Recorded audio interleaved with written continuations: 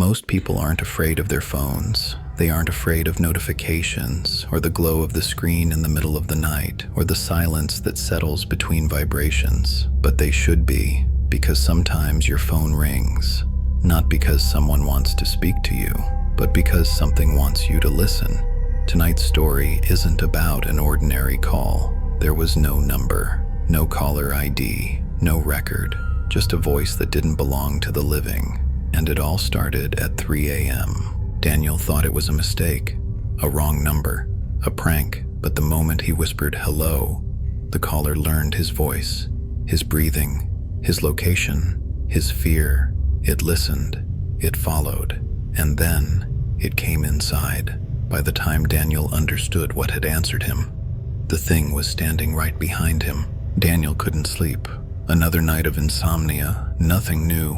He tossed around his small apartment, staring at the glowing red digits on his bedside clock. 2:59 a.m. Right before the numbers flipped to 3 a.m., his phone vibrated. The ringtone was wrong, lower, slower, distorted like it was underwater. He squinted at the screen. Unknown number. He hesitated, but curiosity can be louder than fear. He answered, "Hello?" At first silence, then breathing, slow, wet, uneven, like something with lungs too big for its body. "Who is this?" Daniel asked. Then right against his ear, a whisper so quiet he felt it more than heard it. "You shouldn't have answered." The call ended immediately. Daniel sat up straight, heart pounding. He checked his call history. Nothing, no record the call happened. He tried to shake it off. Sleep deprivation, a glitch. But before he could put the phone down, it vibrated again. Another unknown call. This time he let it ring.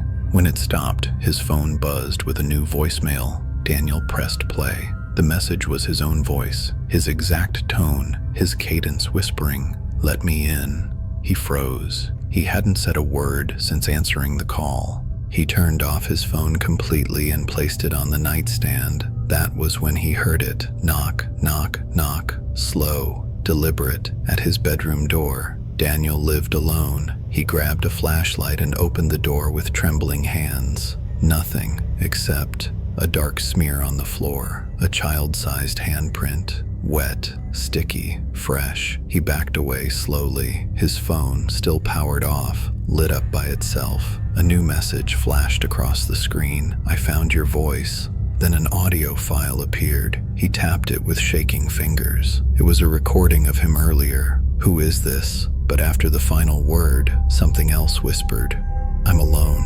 He hadn't said that. The thing on the phone did. Daniel tried to calm his breathing. He walked into the living room to check the windows. Everything looked untouched, except the shadows felt too deep, too still, as if they were listening. His phone vibrated again. This time a text, "I'm learning you." Another vibration.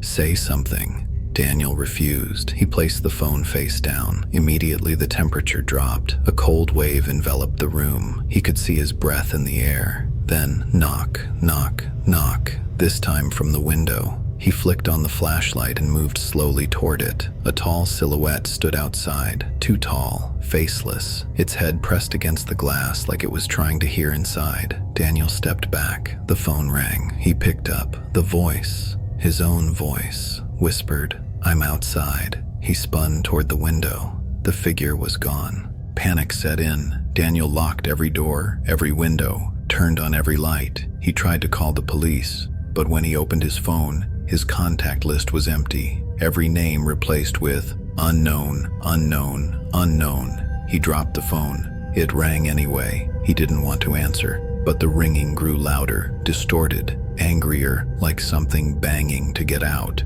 He accepted the call out of pure fear. The video feed turned on. The screen showed his living room, his couch, his wall, his lamp, his back. The camera angle wasn't from his phone. It was filming from somewhere behind him. The figure towered in the frame, tall, pale, faceless, leaning closer and closer to him. It lifted one long finger and pointed directly at him.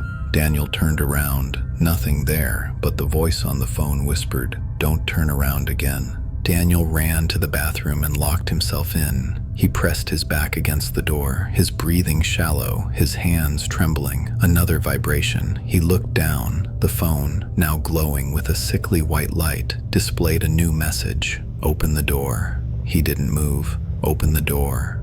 The doorknob twitched. He held it tight. Let me in.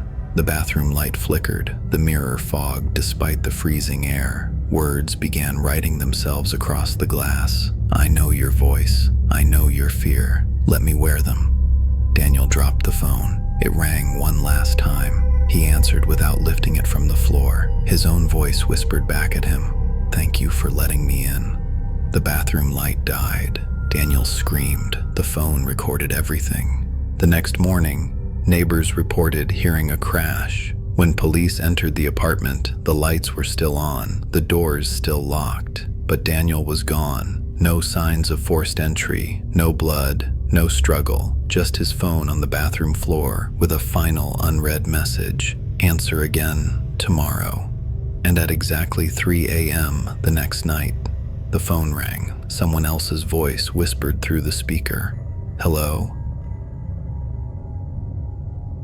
So, if your phone ever rings at 3 a.m. and there's no number, no name, no trace the call ever happened, don't answer, because the thing on the other end doesn't want to talk. It wants a voice, it wants a host, it wants you, and once you say hello, it never hangs up.